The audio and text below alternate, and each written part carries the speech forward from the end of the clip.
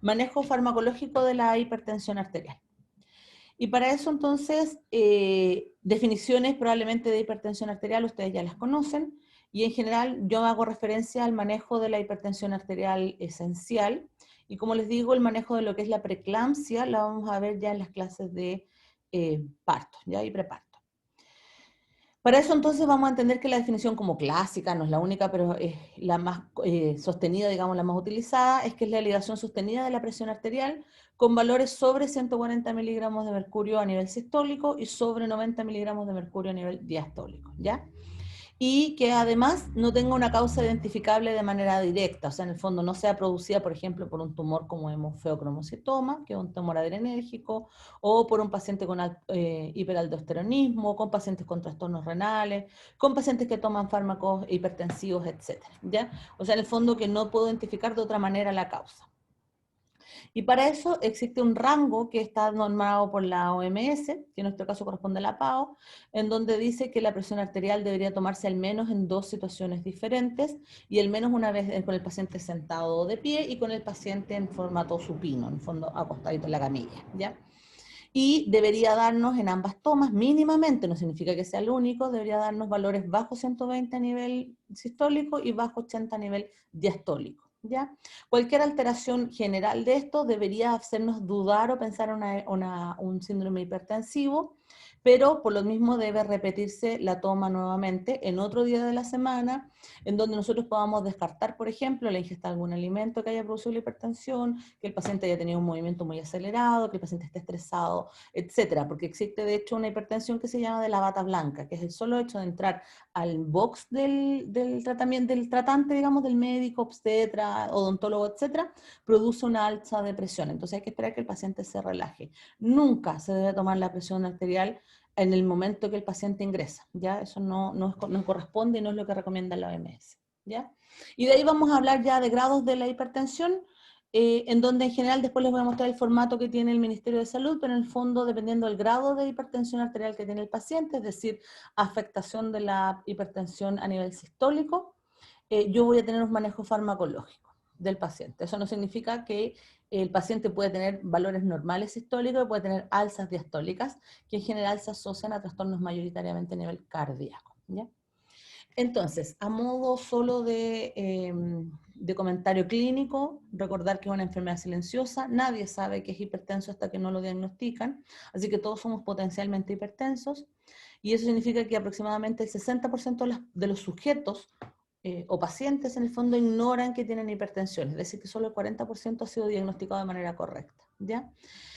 Los pequeños síntomas que se pueden determinar tienen que ver con el grado de los cambios de la presión arterial y también con el nivel de años en el cual esté cursado. Y en general los pacientes declaran tener cefaleas y mareos inconstantes, ¿ya? La cefalea y el mareo no guarda relación con la elevación, no es que porque tenga la presión más alta tiene mayor probabilidad de tener cefalea, ¿ya? Sino que es solo el cambio en la presión arterial lo que genera estas cefaleas y además depende también de la tolerancia de cada paciente, ¿ya? ¿Cuál es la única forma de diagnóstico? Entonces, es la lectura directa de la presión arterial del paciente y por lo tanto es el único parámetro que uno tiene como guía para empezar el tratamiento, ¿ya? Entonces, en general vamos a decir que el paciente no acude por una sospecha de hipertensión arterial, eso es muy raro. Generalmente es un hallazgo clínico y el hallazgo se determina cuando el paciente ya tiene algún otro tipo de proceso patológico, ¿ya? O sea, en el fondo el paciente va por otra consulta que puede estar relacionada directamente con la presión arterial o no, desde que le cuesta respirar hasta que sufre mucha cefalea o que tiene una obesidad mórbida, por ejemplo. Ejemplos hay muchos, ¿ya? Y en general, cuando ya es diagnosticado, el paciente tiene trastornos a nivel de los vasos sanguíneos, puede tener o no trastornos a nivel del riñón. Existe una alta probabilidad de que ya esté con cambios a nivel de la ritmicidad cardíaca o incluso del tejido cardíaco, lo mismo con el tejido cerebral y con el tejido retinal, ¿ya? Entonces, el diagnóstico de la hipertensión es algo que debe requerir seguimiento y un buen control farmacológico, ¿ya? A pesar de que en general siempre se va a recomendar en los cambios en las actividades diarias, ¿ya? En el sentido de que mejore la ingesta de alimentos ricos en vitaminas y minerales, que disminuya las grasas o que el paciente haga más deporte, etcétera. no se puede solo valer con estos cambios, sino que además hay que atacarlo a nivel farmacológico dependiendo del grado de afectación que tiene el paciente, ¿ya? Y para eso nosotros vamos a tener un grupo de fármacos que son fármacos con acción vascular y un grupo de fármacos que tienen acción renal, ¿ya? Nos vamos primero con los con acción vascular, y estos van a tener acción ya sea directa o indirecta sobre el lecho vascular, sobre el músculo liso vascular, ¿ya? Y lo que van a hacer entonces es que en el fondo voy a modificar los niveles de óxido nítrico que hay en el medio y los niveles de endotelina, ¿ya? Y eso va a generar entonces una disminución en total, la modificación me va a generar una disminución de la contractibilidad y eso me va a llevar entonces a una mejor dilatación de diferentes tipos de vasos, ¿ya? Y esto en general, mayoritariamente está relacionado directamente con los niveles de angiotensina, ¿ya? O sea, de forma directa o indirecta están relacionados con los niveles de angiotensina. Entonces, un buen fármaco antihipertensivo o normotensor debería mejorar o tener efectos sobre la resistencia vascular, ¿ya? Sobre la resistencia en el lecho vascular general. Ojalá que tuviera acción sobre la distensibilidad aórtica y ojalá mejorara la onda de pulso. Para eso hay fármacos que hacen esta acción, que son los beta-adrenérgicos. Y fármacos también pueden tener actividad sobre los cambios en el volumen sanguíneo y el tono venoso, ¿ya? Y lo ideal es que además podamos manejar la proliferación de ateromas, es decir, que desaparezca la producción de nuevos ateromas y que incluso disminuya los que ya tiene presente el paciente. Ya ese sería como mi fármaco ideal. Y para estas actividades que yo estoy buscando entonces, yo voy a tener acciones que son directas sobre el músculo liso o indirectas sobre el músculo liso, ¿ya? Y de manera indirecta van a ser o sobre células endoteliales, o sobre terminaciones simpáticas, o sobre el sistema nervioso central, o sobre el eje renina-angiotensina, ¿ya? Si uno ve ahora abajo los fármacos, vamos a ver algunos, no todos, pero por ejemplo tenemos los antagonistas de los canales de calcio, como el nifedipino, que tiene acción directa entonces sobre el músculo lisovascular. Vamos a tener algunos que son de acción más bien desconocida, aunque se saben que tienen acción sobre los niveles de la actividad simpática, como la hidralacina. Y vamos a tener los clásicos fármacos antihipertensivos, que son los de acción indirecta, que son los que están aquí, que son los inhibidores del eje de la renina-angiotensina, ¿sí? Que son los inhibidores de la enzima convertidora de angiotensina, y que son fármacos que son antagonistas de la angiotensina a nivel de la actividad con su receptor, ¿ya? Con el AT2, que son conocidos como los sartanes, ¿ya? Que son como los más comunes. Estos grupos que están aquí son los más comunes utilizados en la clínica general del adulto, ¿ya? Pero como esto es una clase obstetricia, ahí les voy a ir comentando que no necesariamente se condicen con el tratamiento en el embarazo, ¿ya? Ahora, entonces, para tratar la hipertensión arterial, tengo todos esos que les había mencionado, pero ahora los voy a tratar de separar por grupos para que sea más fácil entenderlos. Primero, tenemos a los que tienen acción directa a nivel renal. Los vemos al final de esta clase, que son los diuréticos, ¿ya? Después, como segundo grupo, tenemos aquellos fármacos que tienen actividad sobre el eje de la renina-angiotensina. Y aquí se van a dividir en dos grandes grupos: los inhibidores de la enzima convertidora de angiotensina, o IECA, y los antagonistas de los receptores de angiotensina, o sartanes, ¿ya? Después tenemos un tercer grupo, que son los fármacos que bloquean los canales de calcio tipo L, donde vamos a tener entonces al nifedipino y el amlodipino, y otros más. Y después tenemos a los fármacos que tienen actividad adrenérgica, ya sea bloqueante o activadora, ¿ya? Y aquí vamos a tener, por ejemplo, a un alfa agonista, que es la metildopa, ¿ya?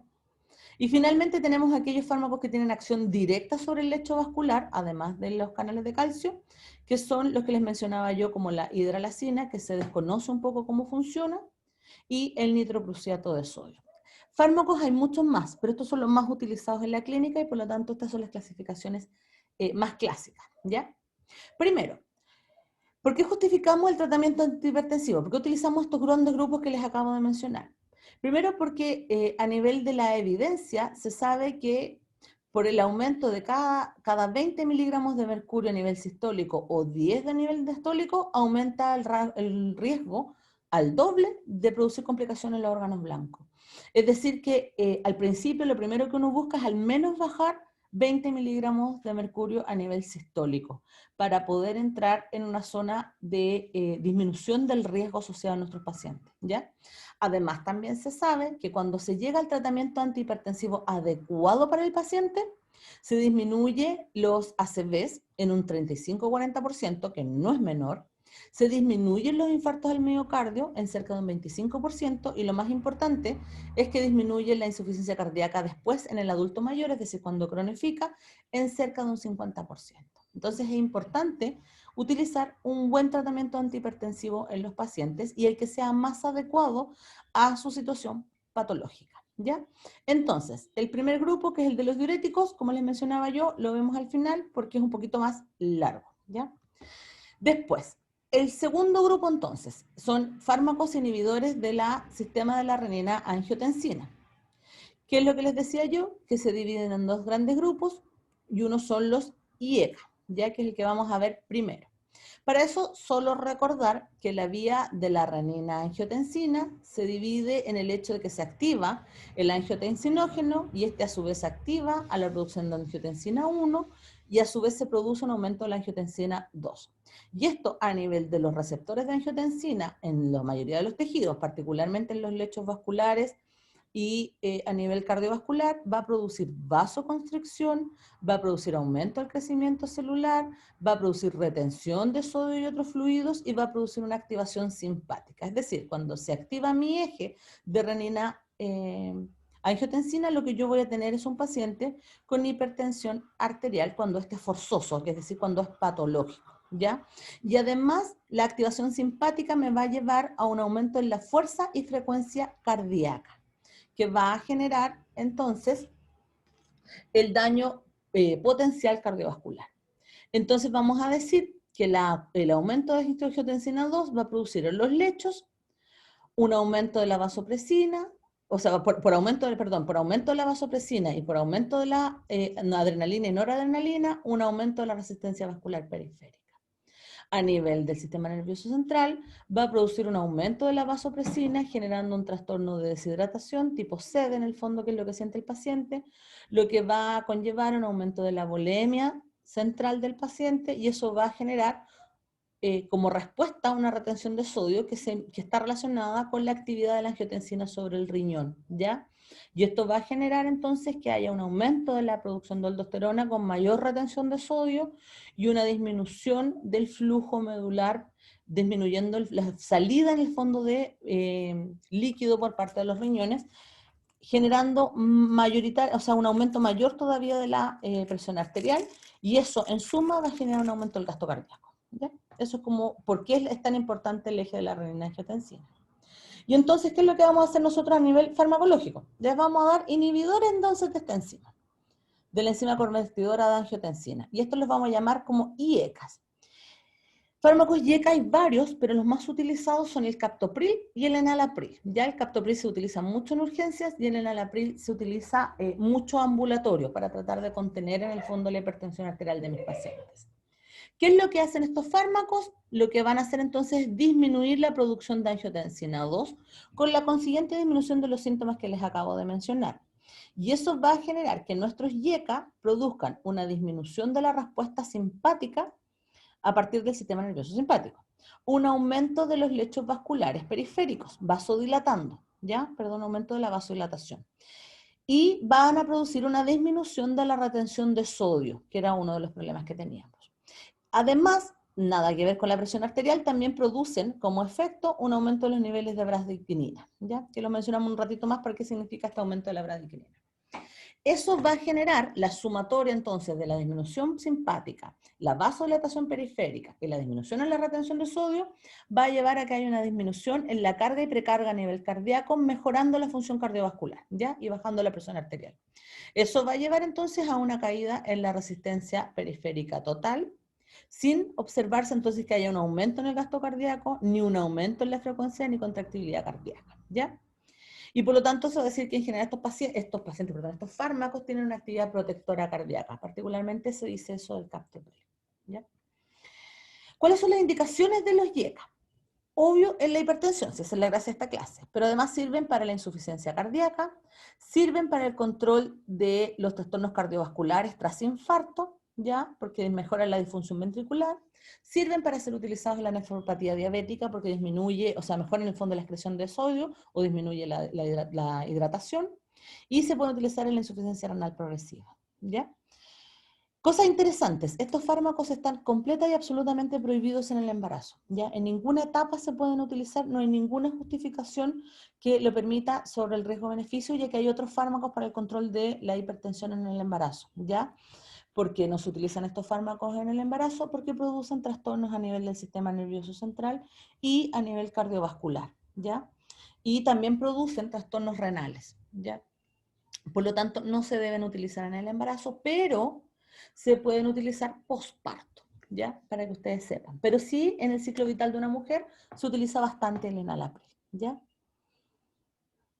Entonces, ¿qué es lo que vamos a tener a modo general del uso de estos fármacos? Cuando se utiliza una terapia exacta, o sea, buena terapia, vamos a tener una disminución de la vasoconstricción, vamos a tener una disminución de la producción de vasopresina, vamos a tener una disminución de la frecuencia cardíaca, etc. Y ahí vamos a tener un aumento de la diuresis con estos fármacos. ¿Cuáles son los efectos adversos observados de este grupo farmacológico? Bueno, que si el paciente no era hipertenso va a producir hipotensión, ¿cierto? Y es importante aquí la hipotensión ortostática, ¿ya? Es importante considerar. Y puede producir entonces síncope en la primera dosis de estos fármacos, ¿ya? Lo otro importante es que como aumenta la liberación de sodio, de modo, en el fondo, de contrarrestar, puede aumentar los niveles de potasio, ¿ya? Y puede producir una hiperpotasemia. Y lo que les mencionaba yo es que es fetotóxico, por lo tanto no se pueden utilizar en el embarazo. Y una cosa importante, que era la que les decía yo, es que dentro de los efectos directos del enalapril y el captopril es que aumentan los niveles de bradicinina, ¿ya? Y los niveles de bradicinina, particularmente en pacientes fumadores o en pacientes asmáticos, o en cualquier tipo de paciente que produzca poca salivación o poca secreción digamos, de flujo a nivel de la garganta y la boca, va a producir tos seca, con aumento de la hipersensibilidad en general a cualquier tipo de patógeno, alergeno, etcétera, y producción de ardor en la garganta. Y esto se detecta aproximadamente de un 5 a un 35% de los pacientes, dependiendo mucho de la sensibilidad que tenga a nivel de la boca, ¿ya? Las únicas contraindicaciones que tiene los YECA son absolutas, insuficiencia renal y embarazo, ¿ya? Y otros tipos de contraindicaciones en el paciente asmático y en el paciente fumador, ¿ya? Por la aparición de esta tos seca, ¿ya? Ahora, a nivel de la tos, lo que les había mencionado yo es que lo que va a producir es que el aumento de la bradicinina va a producir una disminución de la secreción general de mucus, y eso va a llevar a una sequedad de la garganta de manera general, y eso va a producir un aumento de la sustancia P, ¿ya? Que va a generar una destrucción del epitelio, ¿ya? Y mientras más se acumule esta bradicinina y esta sustancia P, mayor es la probabilidad de que haya entonces esta expectoración que es no productiva, ¿ya? Y que puede ser o muy incómoda en algunos pacientes, o abiertamente producir broncoespasmo y laringoespasmo en pacientes, como les digo yo, fumadores, asmáticos, con EPOC, etc. ¿Ya? ¿Dudas o consultas respecto a los YECA? Ya. Si no hay No, ningún... profe, pero Dígame. ¿podría explicar un poquito más lento, por favor? Sí, vale, vale. Gracias. No, no hay problema. Ya. Vamos ahora con el segundo grupo, ya que es el grupo, todo esto estamos pensando en el contexto de la angiotensina, angiotensinógeno, ¿ya? El segundo grupo de este tratamiento de la presión arterial es el grupo de los antagonistas del receptor de angiotensina 2, ya que son conocidos en la clínica habitualmente como los sartanes. Ya cuando uno dice los sartanes, así como los anteriores eran captopril, enalapril, eran los priles, ¿ya? Aquí en la clínica la gente siempre les dice los sartanes, ¿ya? ¿Por qué? Porque todos los fármacos terminan en sartán. Losartán, telmisartán, irbesartán, olmesartán y valsartán, ¿ya? En estricto rigor, en farmacología nosotros le llamamos los ARA2, ¿ya? Cualquiera de los dos nombres es correcto, o sartán o ARA2, ¿ya? ¿Qué es lo que hacen estos fármacos? Es que antagonizan a AT1. AT1 es el receptor de la ruta de la angiotensinógeno, o sea, de la angiotensina 2 en el fondo, a nivel de los tejidos periféricos, ¿ya? ¿Dónde nosotros encontramos a AT1? Nosotros lo encontramos en los lechos de los vasos sanguíneos, en el corazón, en el riñón, en el cerebro, en las células a nivel del pulmón, y bueno, también lo encontramos a nivel suprarrenal, ¿ya? La verdad es que existen en muchos tejidos más, pero estos tejidos son importantes para el control de la presión arterial. En nuestro organismo, nosotros tenemos receptores tipo AT1 y tipo AT2, ¿ya? Pero estos fármacos solo antagonizan la actividad AT1, no tienen actividad sobre AT2, ¿ya?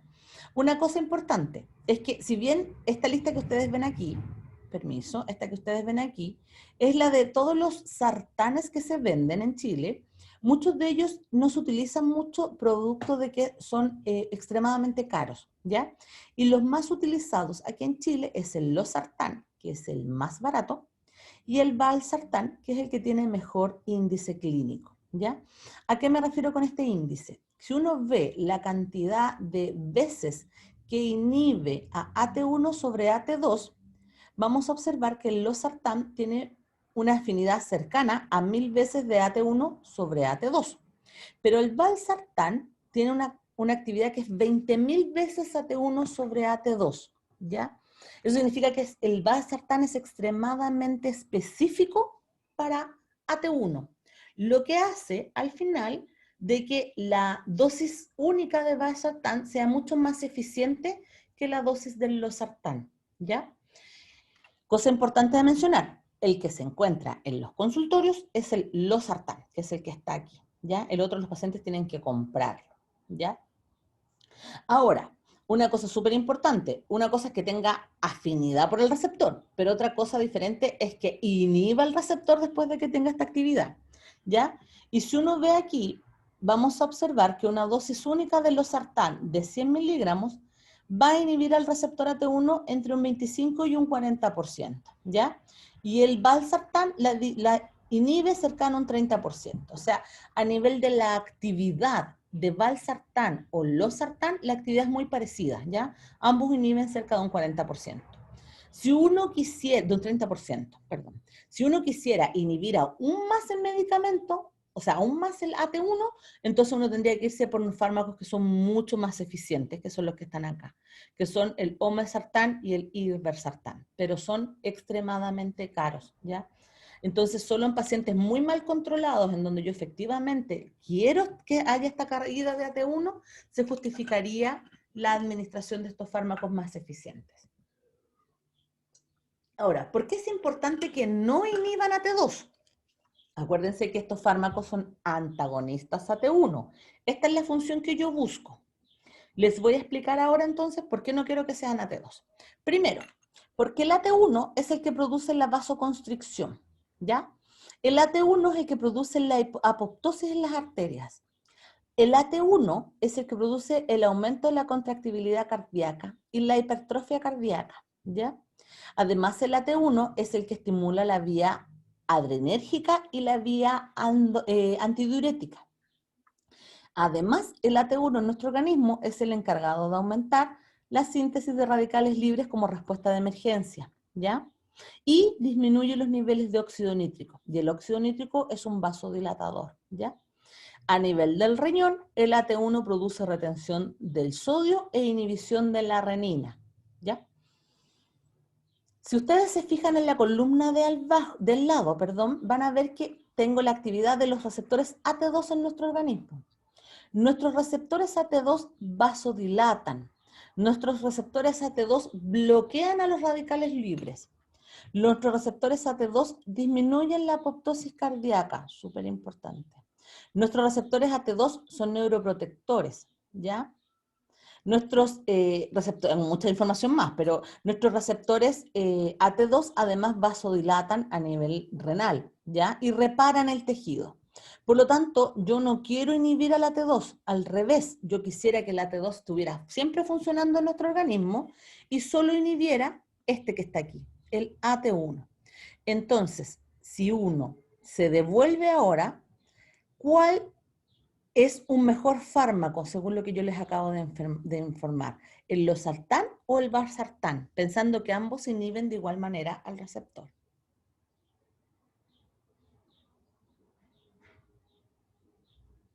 Esa es una pregunta para ustedes. ¿Cuál sería un mejor fármaco, el losartán o el valsartán?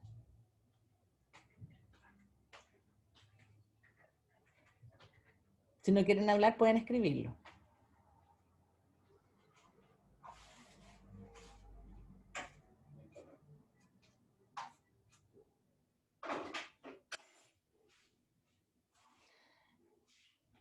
Si no me responden, Profe, díganme. entonces podría ser el valsartán porque o sea, la afinidad por el AT1 es de 20.000 veces y la del losartán es de 1.000 veces. Y al final van a inhibir como un porcentaje muy parecido, porque el valsartán inhibe en un 30% y el losartán entre un 25 y un 40%. Exactamente, esa es la idea. La idea central es que si uno tuviese que elegir el mejor fármaco para mi paciente, yo tendría que tratar de pensar en aquel que aquí, que su afinidad sea casi solo AT1, para que no me afecten los efectos positivos de los AT, porque los AT tienen también efectos positivos, ya que son del AT2. Entonces se convierte en un mejor fármaco el valsartán que el losartán, ¿ya? Pero recuerden que en el servicio público el que tienen ustedes disponible es El losartán. el losartán, ¿ya? Por eso les cuento Pero, esto, para que ustedes tengan la info. Díganme. ¿tiene alguna relación los miligramos? Por ejemplo, que losartán se tenga que dar una menor cantidad. El valsartán se tenga que dar una menor cantidad que el losartán Sí, para lograr la inhibición. sí, de hecho sí. De hecho sí, pero no es tan directa, pero efectivamente sí. Menor dosis implica en el fondo mejor potencia. No sé si se acuerdan de eso de fármaco general. Sí, profe. Entonces, en el fondo el valsartán es más potente, más eficaz que el losartán. La única diferencia, la único que no hay diferencia es que ambos inhiben igual al receptor. ¿Ya? Entonces, ahora viene lo que les tengo que comentar yo. Ya pasamos esto. Bueno, ¿y qué pasa? Esperen un segundo. Sí, aquí está. Bueno, ¿y qué pasa con el embarazo? Porque en el fondo la gracia de esto es que nosotros hablamos en el contexto de la embarazada. Bueno, el problema que tenemos es que a pesar de que son tan maravillosos como fármacos a nivel del control de la hipertensión arterial, producen trastornos al inhibir AT1. Si ustedes imagínense inhibir ese AT1 en el feto, en el fondo, que son cosas que producen funciones fetales, como por ejemplo la contractibilidad fetal, la apoptosis, que es súper importante en el desarrollo fetal, etcétera, ¿ya? Entonces, en el fondo, los sartanes se convierten en fármacos que son fetotóxicos, ¿ya? Porque nosotros no podemos darnos el lujo, en el fondo, de producir disminución de esta actividad. No podemos hacer que haya una disminución de AT1. ¿Ya? Y de hecho se detecta muerte fetal por el consumo de los sartanes, ¿ya? Entonces, es importante entender que también está absolutamente descartado el uso de los sartanes en una paciente apenas la paciente sabe que está embarazada, hay que modificar su tratamiento de la presión arterial eliminando este medicamento y controlando ahora con un medicamento que sea útil en el embarazo, ¿ya? Pero si la paciente no está embarazada, entonces este es un muy buen fármaco, ¿ya? Porque es más específico, ¿ya? Ahora, a nivel de los efectos de los ARA2 generales, ¿ya? ¿Qué es lo positivo que tiene? Primero, entonces, que va a reducir la resistencia vascular periférica, ¿ya? Sistémica en realidad toda. Que además va a mantener el rendimiento y el ritmo cardíaco. Súper bueno, ¿ya? En general va a disminuir la reabsorción tubular de sodio, que es un problema a nivel de la presión arterial, ¿cierto? Y va a disminuir la retención de agua. Así que vamos a tener un paciente con menos edema, ¿ya? Y va a disminuir las hiperplasias e hipertrofias a nivel de los vasos sanguíneos, ¿ya? Así que como fármaco, mientras no sea en el embarazo, no hay ningún problema, se puede utilizar y es bastante eficiente, ¿ya? Siempre uno parte con un enalapril, con los IECA primero, y después uno va avanzando en el fondo a los sartanes, ¿ya? Dependiendo de la cronicidad de mi paciente. ¿Cuáles son los efectos adversos que se detectan del consumo de los ARA2. La mayoría de los pacientes denota, lo más clásico común es la cefalea y los mareos, pero algunos pacientes denotan astenia, puede haber aumento de la, puede haber hiperpotasemia, hipercalemia, como le digo yo en realidad, pero eso es solo cuando se utilizan dosis muy altas. Disculpe, Dígame. ¿qué es la astenia? Es como la sensación de, a ver, ¿cómo decirlo? No es de disgusto, es como de no placer, por así decirlo. Es como la falta de ganas, Mm, ¿ya? Como para que se ya, entienda. gracias, profe. Es más que nada un trastorno más bien psicológico que nada, ¿ya? Lo hace sentir como más cansado, como más, como con falta de energía, falta de motivación, no sé si se entiende, ¿ya? Sí, profe, Bueno, gracias. y esto se produce porque efectivamente disminuye la contractibilidad cardíaca y disminuye la actividad simpática. Así que efectivamente hacemos que el paciente esté como más down, más bajo, ¿ya? Y lo que les decía yo, que era fetotóxico, así que nuevamente está contraindicado en nuestras pacientes, ¿ya? ¿Se puede utilizar posparto? Sí se puede utilizar posparto, ¿ya? Pero no mientras haya embarazo o sospecha de embarazo. Y a nivel de coste, ¿por qué nosotros no usamos el valsartán? Recuerden que todos se venden en la clínica, pero estamos hablando de los más comunes. Si uno mira el precio, aquí el precio está en euros, por si acaso, pero es la misma historia que en Chile. Si uno ve el precio del valsartán versus el losartán, les queda absolutamente claro por qué en el servicio público se venden los sartán, ¿cierto? Porque es el más económico para la venta a nivel general, ¿ya? Y si uno además lo compara con el enalapril, que es el YECA, el más económico va a ser el enalapril. Por lo tanto, es el que siempre uno tiende a utilizar primero en la clínica, además que la gran mayoría de los pacientes se controla bastante bien con el enalapril. Si no se logran controlar con enalapril, o son asmáticos, acuérdense, o son fumadores, entonces ahí, o tienen EPOC, entonces ahí uno tiene que pasar a los sartanes, ¿ya? Siguiente grupo, ya este es el grupo 3, el grupo de los bloqueadores de los canales de calcio, ¿ya? Aquí ustedes tienen solo 4 fármacos que se venden en la clínica, que son el nifedipino, que es el más importante para ustedes, el amlodipino, el verapamilo y el diltiazem, ¿ya? Estos fármacos se utilizan muy poco en la actualidad. Hubo una época donde eran bastante queridos, pero con la llegada de los beta bloqueadores y de los IECA, en realidad pasaron como a segunda línea. Pero son fármacos bastante útiles en los pacientes que tienen trastornos cardiovasculares con actividad fallida cardíaca, ¿ya? Ahí es donde se utilizan mucho. ¿Por qué? Porque el nifedipino, también conocido como nitrandipino, que es una variante del nifadipino, y el amlodipino producen una taquicardia refleja, ¿ya?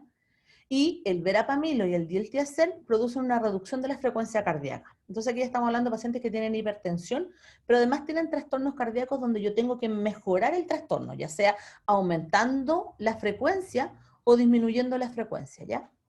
¿Dónde tienen esta actividad? Entonces, estos fármacos son antagonistas de los canales de calcio tipo L, ¿ya? De todos los antagonistas, de todos los canales de calcio tipo L, tanto periféricos como a nivel cardíaco, ¿ya? Y a nivel del músculo liso, o sea, a nivel periférico, van a producir vasodilatación, y a nivel del músculo cardíaco van a producir una disminución del ionotropismo, el cronotropismo, y por lo tanto van a producir una disminución de la demanda total de oxígeno de mi paciente, ¿ya?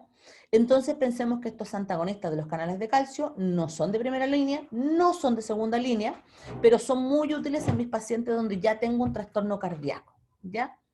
¿Y qué es lo que van a hacer? En el fondo, al inhibir a los canales de calcio de tipo L, que son los que tenemos aquí, perdón, va a generar que no entre calcio a nivel de las células, ¿ya?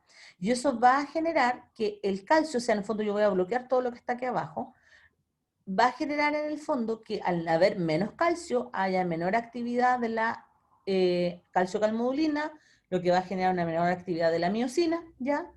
Y por lo tanto voy a tener menor contracción. Eso es lo que busco finalmente. Y la menor contracción es la que lleva entonces a la menor función cardíaca, a la disminución de la actividad cardíaca y a la vasodilatación, ¿ya? Y ahora, ¿cómo ocurre la actividad?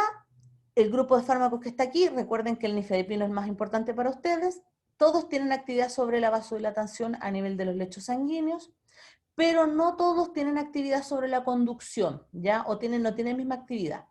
El más útil o el que tiene mejor actividad, o sea que produce una disminución en el cronotropismo y el ionotropismo, va a ser el amlodipino, ¿ya? Seguido del nimodipino. Ambos se entregan en el servicio público, ¿ya?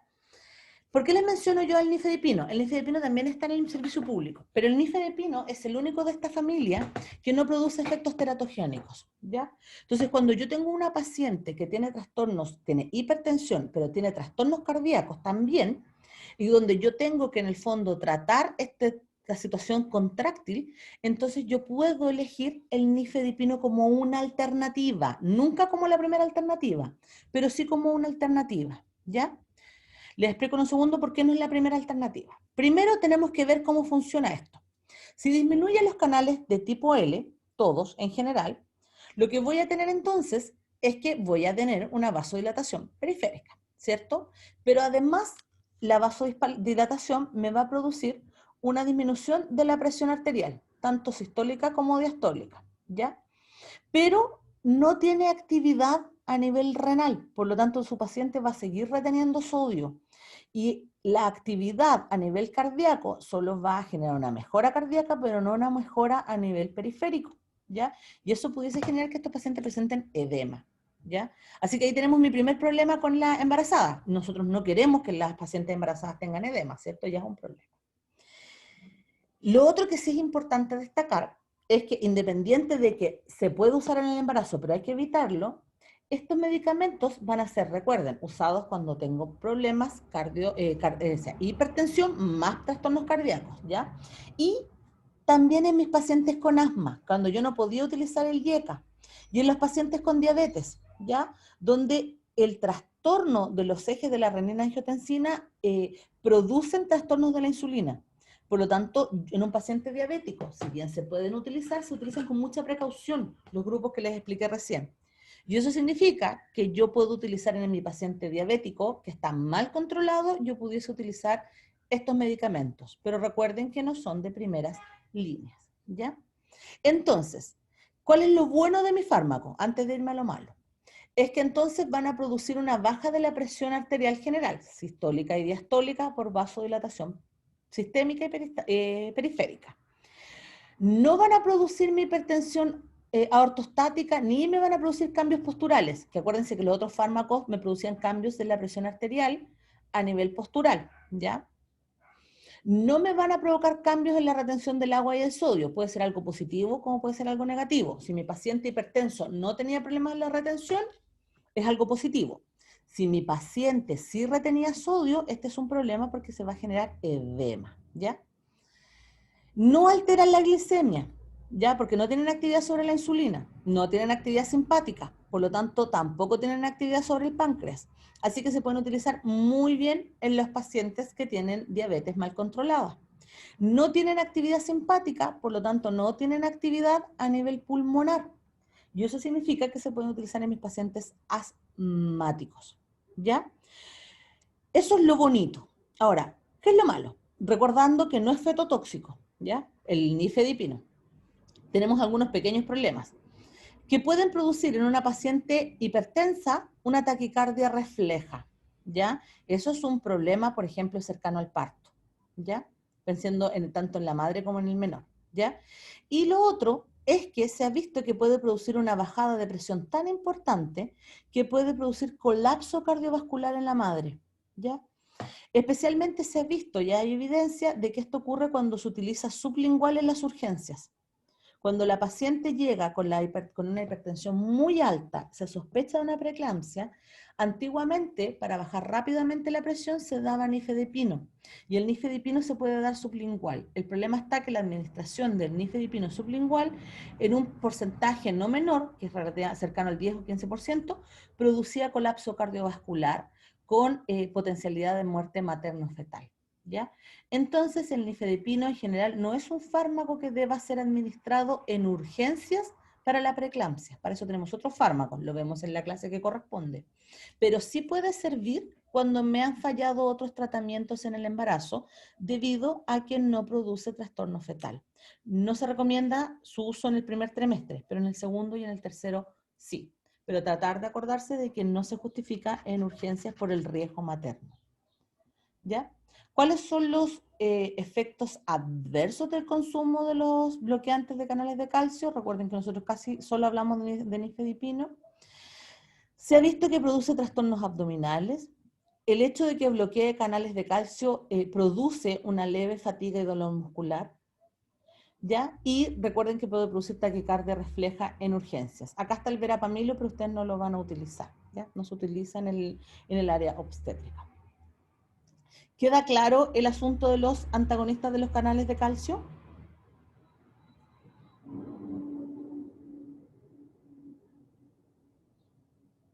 ¿Se Sí, entiende profe. la rapidez que estoy hablando o necesitan que me detenga y lo haga un poco más lento?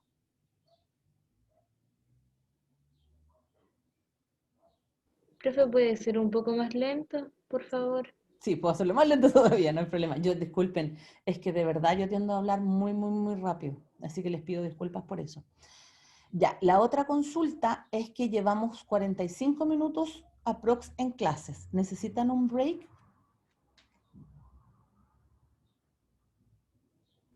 Profe, porque lo que queda igual es largo, ¿cierto? Sí, me faltan los beta bloqueantes, me faltan los vasodilatadores y me faltan los diuréticos. Igual Mm. podríamos tomarnos 10 Entonces yo minutos. creo que podríamos tomarnos un break. Ya, súper. Ya, entonces son las, ¿qué hora dije que eran? Las 6:42 a las 6:55, ¿ya? Para que tengan más de 10 minutos, ¿ya? Nos vemos en un ratito, chicos. Ya, profe, gracias. Ya, ¿no?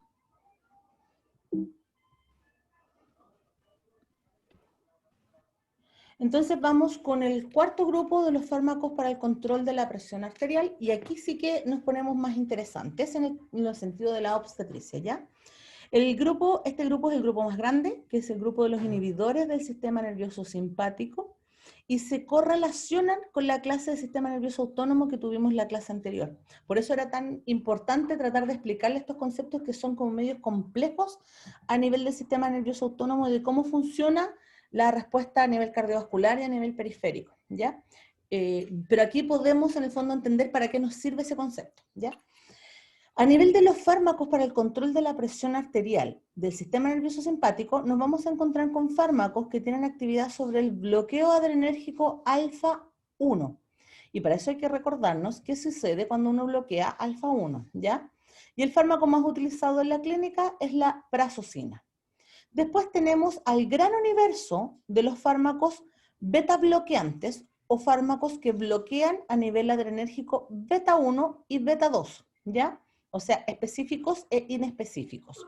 Por ejemplo, dentro de los beta 1 tenemos al metoprolol. No es el único, pero tenemos un ejemplo, ¿ya? Y después vamos a tener a los fármacos que se conocen como inhibidores del tono simpático central. Ser inhibidor del tono simpático central es ser alfa 2 agonista, ¿ya? No confundirse, porque estos fármacos no son bloqueadores, son agonistas, ¿ya? Y eso es lo que de repente a alguien le podría ahí pasar alguna como la duda. ¿Cómo es posible que un agonista tenga actividad antihipertensiva? Lo vimos un poco en la clase anterior, pero lo volvemos a recordar en el contexto de la hipertensión arterial ahora. Dígame, mi cielo. Vamos entonces con los bloqueantes alfa 1. Vamos entonces con los bloqueantes alfa 1, es decir, la prazosina, que es la más utilizada, ¿ya? ¿Qué es lo que hace este fármaco? Este fármaco, mediante el bloqueo alfa 1, va a producir una vasodilatación, ¿ya? Va a producir todos los efectos en el fondo esperables que sean por el bloqueo de este receptor a nivel cardiovascular, a nivel del lecho, del músculo liso, etc. Y el efecto que nosotros vamos a ver a nivel general es que se va a reducir la resistencia vascular periférica. Y eso va a generar una mejora en el retorno venoso, ¿ya? La prazosina en forma general se utilizan en las urgencias hipertensivas, ¿ya? Es ahí donde cobran utilidad. No son un fármaco muy utilizado en ambulatorio debido a los efectos adversos que tienen, ¿ya? Los pacientes no lo toleran bien y por lo tanto en general se trata de no administrar ambulatorio, ¿ya? ¿Cuáles son los efectos adversos que produce este bloqueo? Es Primero, la hipotensión postural importante, ya de hecho puede producir síncope. Va a producir de modo reflejo, y acuérdense de la clase anterior, taquicardia, importante, ¿ya? Además, el paciente puede sentir palpitaciones y vértigo, del síncope ya hablé, ¿ya? Por lo tanto, en general va a ser un fármaco no de uso ambulatorio, sino que es un fármaco que va a utilizarse en urgencias hipertensivas, pero no es el fármaco de urgencia hipertensiva en el embarazo, ¿ya? No es ni de primera ni de segunda línea. Vamos con el segundo grupo, el grupo de los beta bloqueantes o beta bloqueadores. Y aquí nos vamos a encontrar con beta bloqueadores que son específicos e inespecíficos. Si nosotros recordamos a nivel adrenérgico, a nivel del corazón, nosotros tenemos una buena cantidad de receptores beta 1 y a nivel de los bronquios y el útero una buena cantidad de receptores beta 2, ¿ya? Por lo tanto, en general yo quiero bloquear beta 1, pero no quiero tener actividad sobre beta 2. Vuelvo a repetir, nosotros tenemos una buena cantidad de receptores beta 1 en el corazón y una buena cantidad de beta 2 en el pulmón y en el útero. Por lo tanto, cuando yo bloqueo, mi intención es bloquear beta 1, ¿ya? Para no bloquear al nivel del pulmón y producir broncoconstricción, ni bloquear a nivel uterino y producir trastornos en la contracción uterina, ¿ya? ¿Qué es lo que hacen los beta bloqueadores? Recordando que son todos beta 1, pero algunos son específicos y otros no, ¿ya? ¿Qué es lo que hacen en general los beta bloqueadores? Hacen o producen una disminución de la frecuencia, la contractibilidad y el gasto cardíaco. En el fondo, lo que hacen es absolutamente la actividad opuesta a lo que hace la adrenalina o noradrenalina en el corazón, ¿ya? Bloquea la actividad. Además, estos fármacos inhiben la liberación de la renina, ¿ya? Por lo tanto, disminuyen la retención de sodio y disminuyen la volemia, ¿ya? Eso es importante también, ¿ya? Entonces, ¿en qué momento voy a utilizar yo este grupo de fármacos? ¿Ya? En primera instancia, en los pacientes con hipertensión adulto mayor, ¿ya? En la mujer adulta mayor, que en el fondo yo voy a tener problemas para la administración de mis priles y mis sartanes, y también de mis antagonistas al canales de calcio, ¿ya? Así que se va a convertir en un fármaco o en un grupo de fármacos de primer uso, ¿ya? En los adultos mayores. También en todos los pacientes que yo tenga trastornos cardiovasculares, en el sentido donde yo necesite mejorar la actividad del gasto cardíaco, ¿ya? Y en eso vamos a tener entonces los pacientes con insuficiencia cardíaca, ¿ya? Donde yo necesito que disminuya el gasto cardíaco, ¿ya? Y también en los pacientes que son infartados, porque al disminuir la frecuencia y la contractibilidad, voy a disminuir el daño en el infarto, ¿ya? ¿Cuáles son los fármacos que tengo? Lo que les decía yo, algunos son específicos y otros no beta 1. Vamos a tener a los inespecíficos, que es decir que tienen actividad beta 1 y beta 2. Aquí en esta familia, y este es un grupo muy grande, pero yo solo les voy a mencionar algunos interesantes. Vamos a tener el atenolol. Es el fármaco de preferencia en el inicio en pacientes jóvenes, donde en el fondo necesito mejorar la función cardiovascular, ¿ya? Después vamos a tener el metoprolol, que era uno de los ejemplos clásicos que yo les mencionaba. Y vamos a tener aquí, y este sí que quiero mencionárselos un segundo, que es el propanolol, ¿ya? El propanolol, de seguido del atenolol, es el segundo fármaco más utilizado en pacientes jóvenes, especialmente en pacientes, por ejemplo, que tienen normalidad cardiovascular, en el fondo donde yo solo quiero contener la hipertensión arterial, ¿ya? No hay cronicidad. Otra cosa muy importante es que el propanolol atraviesa la barrera hematoencefálica y por lo tanto disminuye también la actividad simpática a nivel central. Y eso genera que disminuya el edema central, pacientes con cefalea, por ejemplo, disminuya el vértigo, ¿ya? Pacientes que sufren de mareos generales, y también disminuya la ansiedad a nivel del sistema nervioso central. Así que también es un fármaco que se comporta como un ansiolítico, interesante del fármaco, ¿ya? Después me voy a ir a los fármacos que son beta bloqueantes con actividad en el fondo alfa y beta, ¿Ya? Y vamos a tener aquí a un fármaco que es muy importante. Esto es beta 1, es alfa y beta 1. Uno muy importante, que es el carvedilol, que se utiliza en pacientes más bien añosos, donde han presentado ya algún daño cardíaco, por ejemplo, esto de la enfermedad coronaria, el infarto al miocardio, etcétera, ya que es un cardioprotector. Y voy a tener, y aquí no se les vaya a olvidar, al labetalol, ¿ya? Como el labetalol no tiene mucho efecto beta 2, o sea, es mayoritariamente beta 1, es un fármaco que en general se considera seguro en el embarazo, ¿ya? Y por lo tanto, si yo no voy a utilizar o no puedo utilizar otro tipo de fármacos en mi paciente, voy a utilizar el betalol para poder controlar la presión arterial de mi paciente, ya como una opcional. El labetalol, por ser un fármaco más bien reciente, más bien nuevo, no se recomienda de primer uso en el embarazo a pesar de sus niveles de seguridad. El labetalol no se puede administrar en el primer trimestre del embarazo, ya que no se conoce su actividad en ese primer trimestre. Y sí se puede utilizar en las crisis hipertensivas, ¿ya? Y es mejor para controlar la crisis hipertensiva en la paciente embarazada que, por ejemplo, el nifedipino, ¿ya? Si uno tiene que elegir entre nifedipino y labetalol, es mejor preferir el labetalol como una opción. Pero recuerden que como no es tan antiguo y no se conoce tan bien, no hay tantos antecedentes sobre potenciales efectos en el desarrollo fetal. Así que a pesar de que se considera seguro, no es de primera acción, ¿ya? ¿Cuál es el efecto de este grupo de fármacos? Pensando en el labetalol en el embarazo, pero en todos los otros grupos, en los otros estadios de la vida, ¿ya? ¿Qué es lo que produce? Produce una inhibición del centro vasomotor a nivel central, particularmente el propanolol, ¿ya? Un descenso de la frecuencia cardíaca y un descenso de una disminución del volumen minuto. Toda la familia produce eso, ¿ya?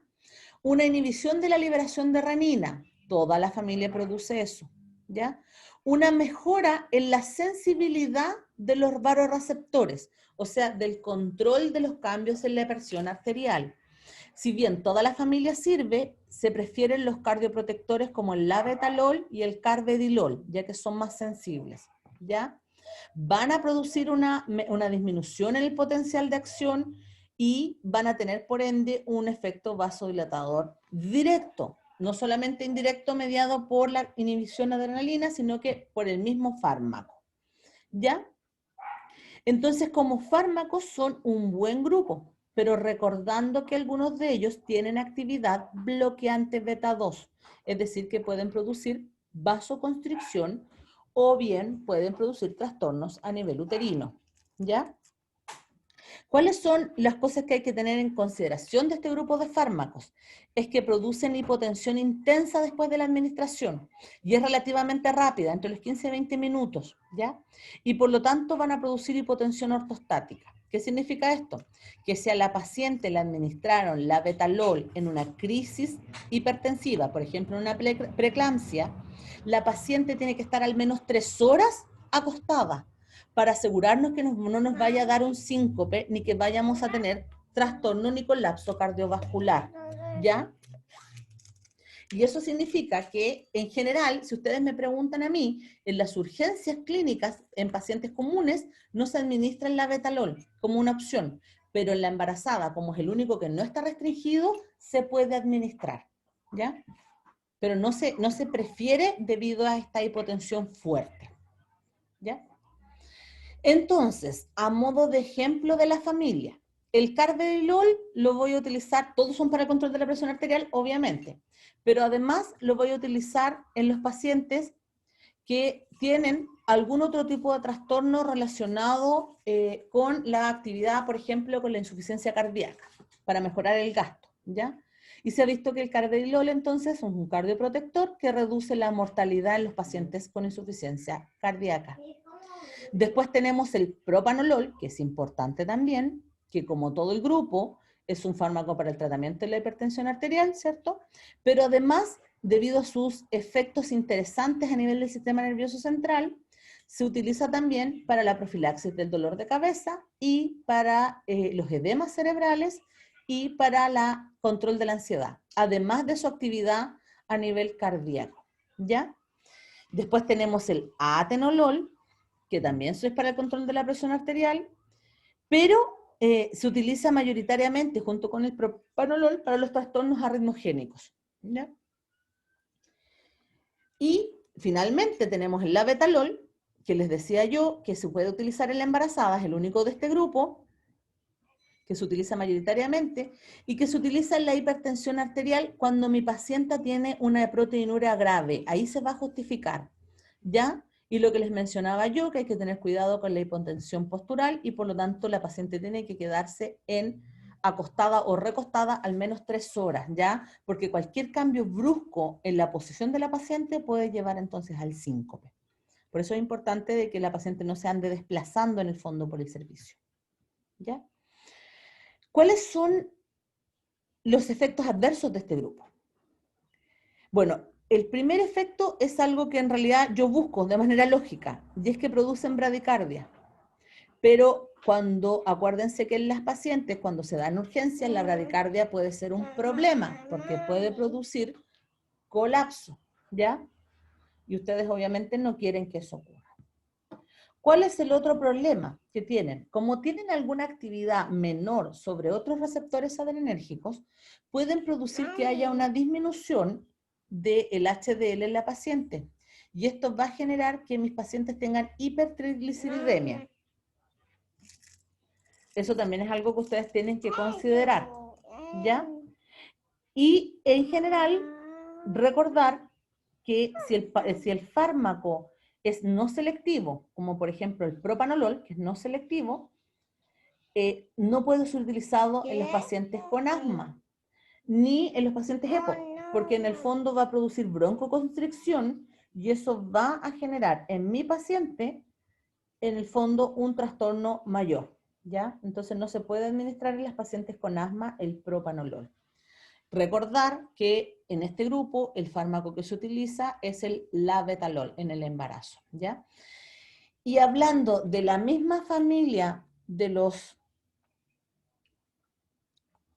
de los adrenérgicos en el fondo, este grupo completo, me voy a centrar unos minutos, porque es importante esto, en los antihipertensivos que les mencionaba yo, que tienen acción sobre el tono simpático central, es decir, que son agonistas, ¿ya? Al revés de los otros que eran bloqueantes, estos son agonistas.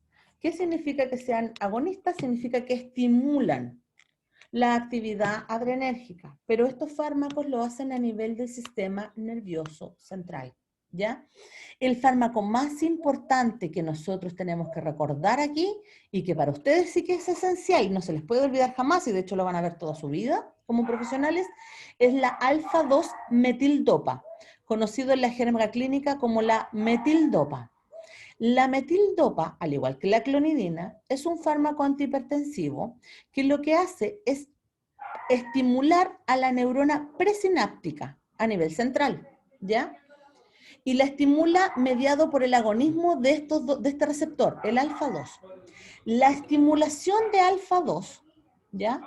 En el presináptico va a llevar a que esta neurona, que normalmente descargaba adrenalina y noradrenalina, ¿y a quién la descargaba? A la postsináptica. Lo que va a llevar es que la alfa-metildopa va a bloquear esta descarga. Es decir, el agonismo alfa-2 inhibe la descarga alfa-1 y eso genera que haya menor respuesta adrenérgica y noradrenérgica también. Y la menor respuesta adrenérgica va a conllevar a una baja en la presión arterial de la paciente, ¿ya? Es decir, yo voy a producir una hipotensión por una disminución de la actividad en el sistema nervioso simpático. Bloqueo la ruta de la adrenalina, por así decirlo, a nivel del sistema nervioso simpático, arriba en la ruta, ¿ya? ¿Qué cosas tienen útiles estos fármacos? ¿Por qué se utilizan así? Porque se utiliza un agonista en el fondo. Porque es muy útil en las hipertensiones que son moderadas y en aquellos pacientes donde yo no quiero que tenga actividad renal porque mi paciente tiene daño renal, ¿ya? Ahí se justifica. Toma, hija. ¿Ya? Entonces, ¿dónde lo voy a utilizar? En los pacientes donde tengo una hipertensión moderada, que yo puedo controlar bastante bien, ¿ya? En los pacientes que tienen daño renal, porque yo no quiero que el fármaco tenga actividad sobre la función renal, sobre el sodio, sobre la aldosterona, etcétera, ¿ya? Pero más importante que todo lo anterior es que la metildopa, por evidencia, es el único fármaco antihipertensivo que nunca ha provocado ningún tipo de daño en el feto, ¿ya? Se lo considera un fármaco extremadamente seguro y extremadamente útil en el control de la presión arterial en el embarazo. ¿Qué significa esto? Que cuando la paciente está embarazada y es hipertensa, se debe modificar el fármaco que sea que haya estado tomando para que consuma metildopa a la dosis que requiera para controlar su presión arterial moderada.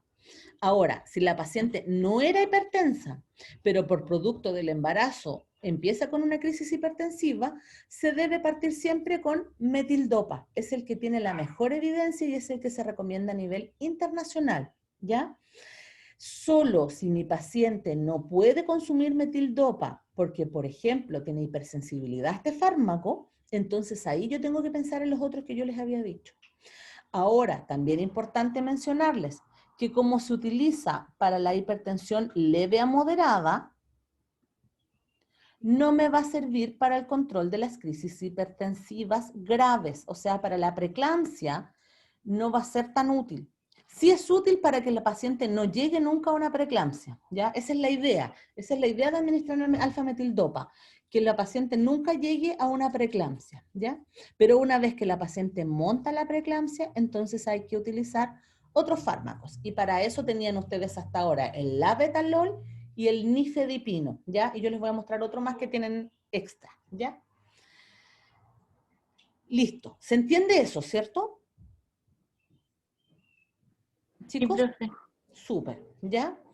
Ahora, ¿qué efectos adversos produce? Porque uno dice, ya, es maravilloso, ok.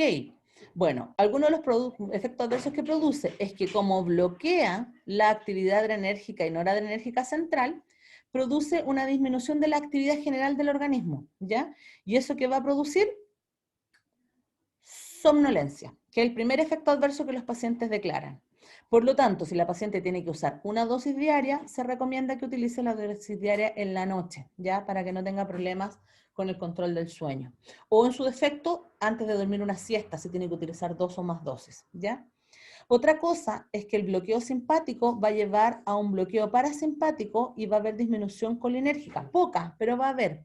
Y va a llevar a que el paciente tenga o la paciente tenga sequedad en la boca y sensación de sabor metálico, como que los alimentos ya no saben igual que antes, ¿ya? En general se produce una buena tolerancia a ese efecto y a las 2 o 3 semanas las pacientes ya no tienen sequedad en la boca. Y otro efecto que se ha notado es que durante las 3 primeras semanas puede producir cefaleas, ¿ya? Pero también después de 2 o 3 semanas la tolerancia a la cefalea aparece y entonces el paciente ya no se queja más de estos trastornos de dolor de cabeza en el fondo. Entonces, ¿qué es lo que es importante mencionar? Primero, para la paciente es un medicamento seguro, tiene suficiente evidencia para ser utilizado en el control de la presión arterial moderada. Durante las 3 primeras semanas puede aparecer somnolencia, sequedad en la boca y cefalea, ¿ya? Y por lo tanto hay que hacer que la paciente tenga un buen uso terapéutico, en el fondo lo tolere al principio, porque una vez que se logre el control, un buen uso de la metildopa a una dosis diaria o 2 dosis diarias, que es lo más común, va a generar que disminuyan ustedes el índice de preeclampsias, ¿ya? Y eso salva vidas. Súper importante, ¿ya? Cosas que son importantes de mencionar. No siempre se puede dar el alfa-metildopa, ¿ya? ¿Por qué no siempre se puede dar el alfa-metildopa? Primero, por las clásicas hipersensibilidades, ¿ya? Hay pacientes que tienen muchas hipersensibilidades en el fondo y yo no puedo correr el riesgo. Esa es la primera cosa en el fondo que me prohíbe utilizar la alfa-metildopa. Y el segundo caso es que algunas pacientes producen anticuerpos antieritrocitos y producen anemia hemolítica por el consumo de metildopa. Y este efecto aparece generalmente entre los 8 primeros días post-administración del fármaco. Así que en general, después de la administración de la metildopa, lo que se recomienda es que se haga un control a la semana, ¿ya? Para ver cómo está la paciente. Si la paciente está bien y toleró bien, entonces no hay problema con el uso de la metildopa. ¿En qué otro momento no se puede o no se justifica el uso de la metildopa? En las pacientes que han sufrido accidentes cerebrovasculares, por ejemplo, ¿ya? Ahí en el fondo no se debería utilizar este fármaco. Pero lo demás no está contraindicado. ¿Ya, hija? Ok, sigo. Entonces, habíamos dicho que la metildopa entonces es el fármaco más seguro en el embarazo. Pero que les decía yo, les mencionaba que no era el fármaco que va a poder controlar una crisis hipertensiva. Así que voy a avanzar un poquitito para que me entiendan cuál es el último fármaco que sí les va a servir a ustedes en urgencias hipertensivas. Y nos vamos entonces a los fármacos con acción vasodilatadora directa, es decir, que tienen acción directa sobre el lecho vascular, ¿ya? En la familia de vasodilatadores, ustedes van a tener vasodilatadores venosos, vasodilatadores arteriovenosos y vasodilatadores arteriales, ¿ya? Dependiendo de en cuál lecho actúen. Dentro de los arteriovenosos, el más utilizado es el nitroprusiato de sodio y de los arteriales la hidralacina. Y aquí es donde yo me quiero detener. Primero, comentarles que... Espérame un segundito, hija. Sí, mi amor. Disculpen un segundito, disculpen. Ya, primero comentarles de que el más utilizado en la clínica es el nitroprusiato de sodio, que es un fármaco que transforma el ácido nítrico y produce más óxido nitroso, ¿ya? Y el óxido nitroso va a producir vasodilatación directa. Así que este fármaco se utiliza en urgencias donde yo quiero bajar rápidamente la presión arterial de mi paciente, ¿ya? Porque va a producir una vasodilatación importante, ¿ya? En general, este fármaco no se puede utilizar en el embarazo porque produce toxemia gravídica. Así que, si bien es el más utilizado en urgencias, cuando hay hipertensiones extremadamente graves, para la preeclampsia no se puede utilizar, ¿ya? Entonces, nos vamos a quedar, voy a saltarme uno porque este no es tan relevante, nos vamos a quedar con la hidralacina, ¿ya? La hidralacina es un fármaco que es un dador de óxido nítrico, también actúa a nivel de la respuesta del nitrato, produciendo óxido nítrico y vasodilatación, pero además se sabe que la hidralacina estimula el sistema nervioso autónomo, ¿ya? ¿Y qué es lo que hace? Actúa sobre la estimulación de la contractibilidad cardíaca, ¿ya? Y al estimular la contractibilidad cardíaca se ha visto que disminuye la resistencia vascular periférica. Es decir, por un lado vasodilata y por otro lado aumenta la actividad cardiovascular, ¿ya? Y eso va a generar que el paciente, al tener una disminución de la resistencia vascular periférica, yo proteja el tejido renal, el tejido coronario y el tejido cerebral. Es decir, que la hidralacina como fármaco es un fármaco muy útil en urgencias. La verdad es que también se puede usar ambulatorio, pero estoy pensando en obstetricia. Es un fármaco muy útil en urgencias porque me va a producir esta vasodilatación periférica y esta cardioprotección y cerebroprotección en las hipertensiones muy graves, ¿ya? Así que en las urgencias hipertensivas, yo voy a tener, especialmente en la preeclampsia, yo voy a tener la hidralacina como una opción de tratamiento. La hidralacina no tiene potencial teratogénico, ¿ya? Y la mayoría de los síndromes que producen están relacionados más bien a la patogenia de la paciente, es decir, al generar esta abrupta caída de la presión arterial, ¿ya? Más que el daño per se sobre el feto. ¿Cuál es el riesgo o el único momento, o sea, las únicas pacientes donde no se puede utilizar? Es que se ha visto que el uso parenteral de la hidralacina puede producir un aumento en la isquemia del miocardio. Esto producto de que aumenta tanto la vasodilatación y tanto la perfusión que puede quedar sin oxigenación momentáneamente el tejido cardiovascular. Pero eso no se produce en pacientes normales.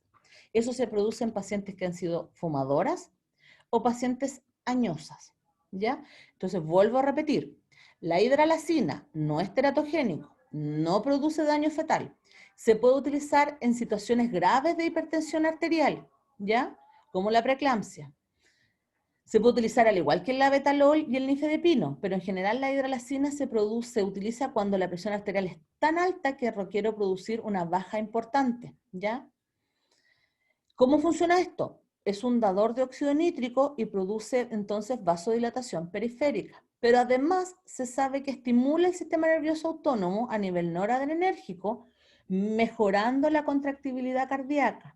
La suma de estos dos efectos va a disminuir la resistencia vascular periférica, protegiendo al riñón, tanto de la madre como del feto, al tejido coronario y el tejido cerebral. ¿Cuál es el único problema que tengo en la administración de estos fármacos? Es que la baja abrupta y el aumento en el fondo de la perfusión sumado a la vasodilatación pudiese generar, les acabo de mencionar yo, en algunos pacientes isquemia en miocardio, particularmente en las fumadoras y en las añosas. No se ha visto en otro tipo de pacientes este efecto adverso. ¿Cuáles son los efectos adversos que sí se ven en la mayoría de las pacientes? Cefalea y bochorno, que es lo más común, ¿ya? Y si se administra muy cerca del parto, se ha visto que hay pequeños, o sea, recién nacidos, que nacen con trombocitopenia, que es un efecto que igual hay que considerar dependiendo del nivel de prematurez del recién nacido, ¿ya? Aquí ustedes tienen una lista completa de cuándo utilizar un fármaco sobre otro. Por ejemplo, en los pacientes diabéticos podemos utilizar IECA, podemos utilizar ARAS, ¿ya? En general, idealmente no utilizar los beta-bloqueantes. En los pacientes con insuficiencia cardíaca, podemos utilizar el beta-bloqueante, podemos utilizar el IECA, podemos utilizar los bloqueadores de angiotensina. No existe evidencia para el uso de los bloqueadores de canales de calcio, ¿ya? Pero recuerden que los IECA y los ARA están contraindicados en el embarazo, que los beta-bloqueantes, el labetalol es el más utilizado, ¿ya? Que de los agonistas está la alfa-metildopa, que es el fármaco que tiene mejor evidencia del control de la hipertensión arterial en el embarazo, y que en urgencias hipertensivas la hidralazina es un buen protector cardíaco, protector cerebral de los tejidos tanto de la madre como del feto en hipertensiones altas no controladas, pero que también se puede utilizar en urgencias el albetalol y el nifedipino. Importante, el nifedipino no se puede usar sublingual en la embarazada, ¿ya? Finalmente, mencionarles antes de irme a diuréticos, que con el control de la hipertensión arterial, yo les había dicho al principio que el gobierno lo estratifica en etapas para poder en el fondo saber qué es lo que debo utilizar en la paciente con hipertensión arterial que no está embarazada, ¿ya? Y para eso ustedes tienen que en el fondo utilizar esta tabla que ustedes la encuentran en cualquier guía que les va a indicar cuáles son los fármacos que debe utilizar en primera instancia, ¿ya? Si la paciente no está embarazada ni hay sospecha de embarazo, entonces uno debería partir con un IECA y un ARA. Si la paciente es mayor de 55 años, lo ideal es partir con un antagonista del calcio, como el nifedipino, y un diurético, que les voy a explicar ahora lo que es diurético. Y así hacia abajo entonces están las indicaciones que se deben hacer y tomar la mejor decisión para el paciente. Cosas que tenían que saber también y que yo ya se las mencioné, que la hidralazina en urgencia sirve para el control de la eclampsia, ¿cierto? No se pueden administrar en pacientes que ya han sufrido accidente al miocardio, ya infarto. Que también podemos utilizar el labetalol, ¿cierto? Y que este se utiliza en la gran mayoría de las urgencias, ¿ya? Pero no es mejor que la hidralazina en nuestro grupo de pacientes, ¿ya? Y recordar que ambulatorio la paciente debería estar tomando metildopa. ¿Consultas con en este contexto? Vamos, entonces, fármacos diuréticos considerando el control de la presión arterial, ¿ya? Para eso, primero comentarles que el grupo de fármacos diuréticos son un grupo de fármacos que estimula en el fondo la excreción de agua por parte del riñón, ¿ya? Entonces aumenta la excreción de agua y de electrolitos, ¿ya? La idea central es, por ejemplo, eliminar el sodio, ¿ya? Y esto va a ocurrir porque interviene con el transporte renal, ¿ya? El transporte particularmente a nivel de los diferentes grupos de la nefrona. Mi cielo. Úrsula. ¿Ya? Entonces, ¿qué van a hacer este grupo de fármacos? Este grupo de fármacos va a producir una excreción urinaria del sodio, la disminución del volumen extracelular y van a disminuir de manera crónica la resistencia periférica, ¿ya? Porque en el fondo el paciente va a tener menos sodio, va a tener regulado el eje renina-angiotensina y por lo tanto van a regular mejor la resistencia vascular. ¿Ya? ¿Qué fármacos tenemos? Si ustedes miran la lista al frente, el grupo de fármacos es bastante grande. Pero yo les comento que la verdad es que todos estos fármacos están contraindicados en el embarazo, ¿ya? Ninguno se puede utilizar ya que todos producen trastornos en el desarrollo del riñón del feto, ¿ya? Y además, como producen trastornos de electrolitos, también producen trastornos hormonales en el feto, y por lo tanto también producen disminución del crecimiento fetal general, ¿ya? Así que la lista es grande, pero yo solo se los menciono porque existen y deben conocerlos, ¿ya?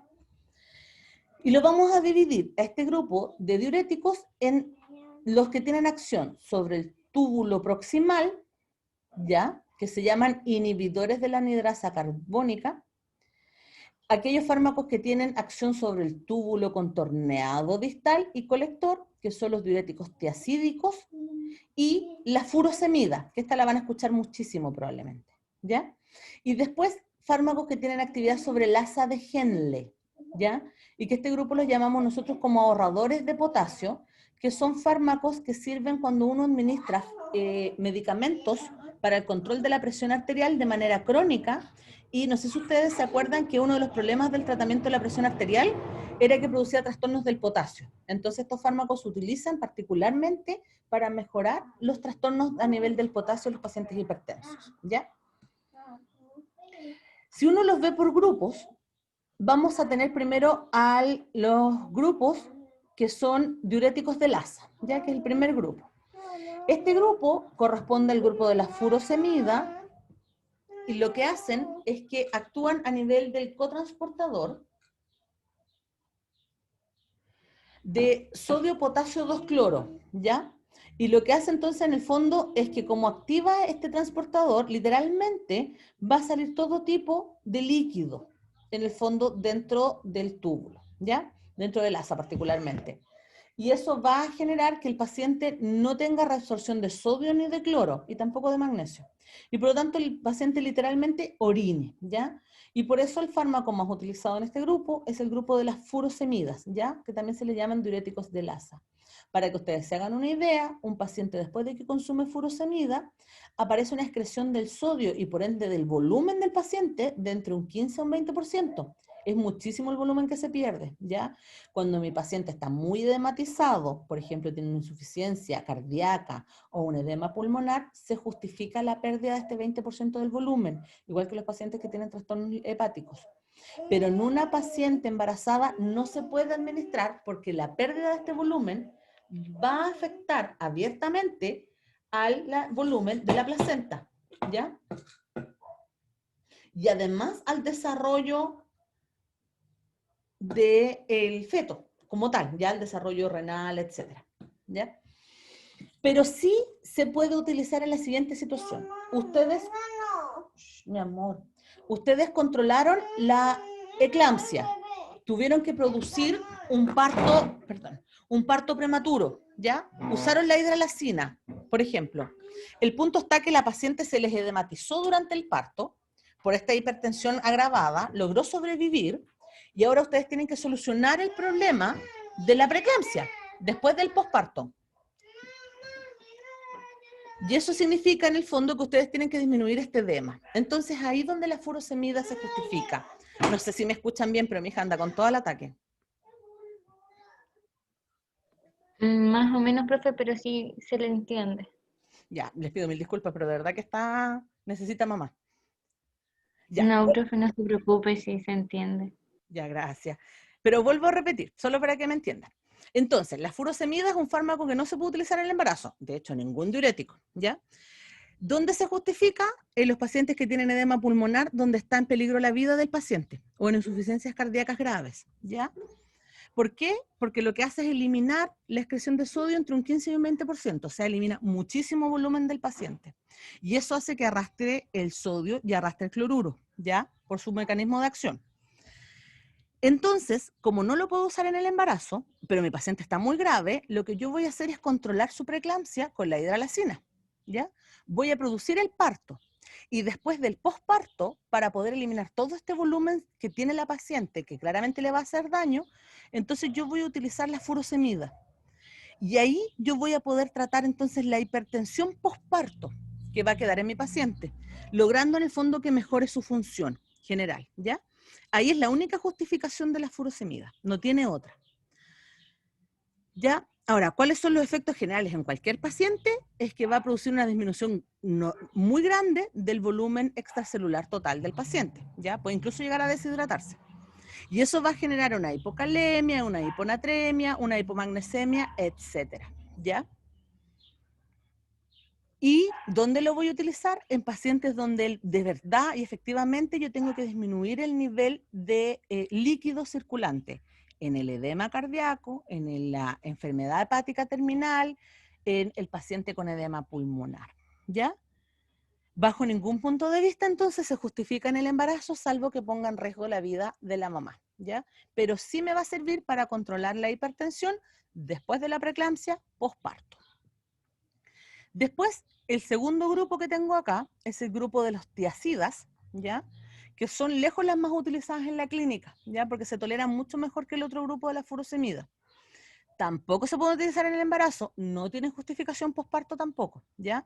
Solo se las menciono yo porque este grupo se utiliza para disminuir los edemas generales, ya que disminuye la eliminación de sodio, o sea, perdón, mejora la excreción de sodio y del volumen total entre un 5 y un 10%. Y eso hace que sea más tolerable para el paciente los efectos adversos de este grupo de fármacos, ¿ya? Es un mejor diurético en el fondo, solo que no tiene justificación en obstetricia, ¿ya? Así que las tiacidas en general se va a utilizar para todos mis pacientes con hipertensión arterial que no logré controlar solo con los antihipertensivos, en los pacientes que tienen edemas pero menores, o sea, edemas no agravados, edemas por insuficiencia cardíaca, edemas hepáticos, etcétera. Cualquier edema, por ejemplo, edema de piernas, edema periférico, también es muy útil como fármaco, ¿ya? Pero como buen diurético, también para producir hiponatremia, hipocalemia, etcétera, ¿ya? Recordar que no se pueden utilizar en el embarazo y no tiene justificación posparto. Y después, el último grupo importante de diuréticos son los diuréticos que tienen acción sobre el túbulo proximal. Este grupo de fármacos disminuye la concentración de sodio muy poquito, cerca del 5%, ¿ya? Estos fármacos en realidad lo que hacen es que inhiben a la anidrasa a nivel del túbulo y por lo tanto al inhibir la anidrasa carbónica se arrastra agua. Esa es la única función que tienen, ¿ya? Como disminuyen muy poquito el volumen, en general no se los usa como diuréticos, no tienen mucha función como diuréticos, pero sí se utilizan para disminuir la cantidad de humor acuoso en el glaucoma. Se los utiliza como anticonvulsivante infantil a disminuir el volumen a nivel central, cuando hay edema central. Y se utiliza en los pacientes que tienen mal de altura, ¿ya? ¿Dónde se justifica en el embarazo acá? Cuando posparto tenemos una hidrocefalia normotensiva, es decir, que el paciente no tiene trastornos de la presión arterial, pero necesito disminuir la hidrocefalia del recién nacido.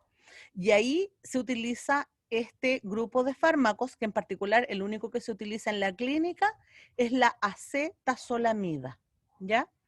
Entonces, de este grupo de fármacos, que son el que tienen acción sobre el túbulo proximal, vamos a decir que produce una diuresis muy baja, cerca del 5%, no tienen acción diurética importante, no se pueden administrar en el embarazo, sí se pueden utilizar como para el tratamiento del glaucoma en la madre y para la hidrocefalia del recién nacido.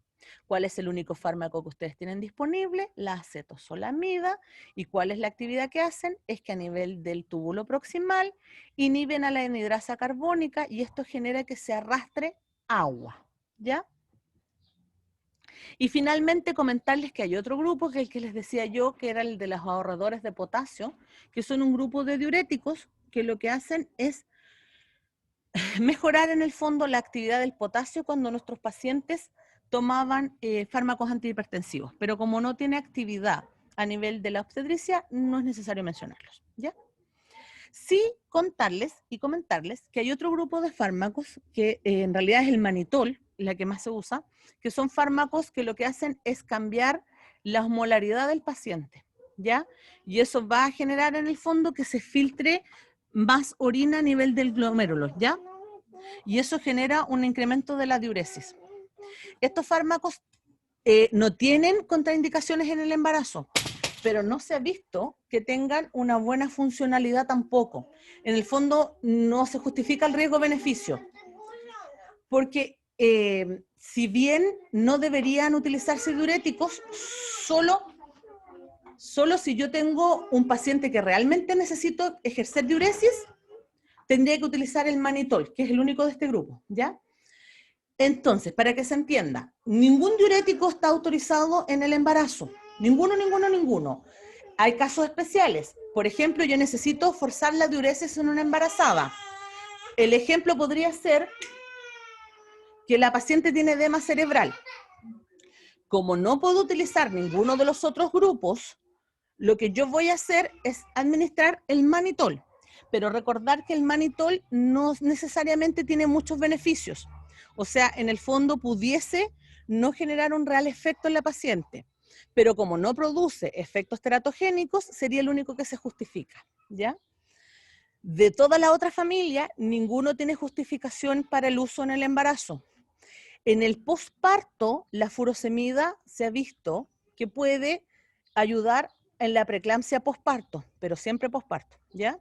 Y lo que les decía yo, que la acetozolamida se puede utilizar en el glaucoma de la madre con muchísima precaución y a muy bajas dosis, y en la hidrocefalia del recién nacido, ¿ya? Chicos, ¿consultas? Profe, ¿podría explicar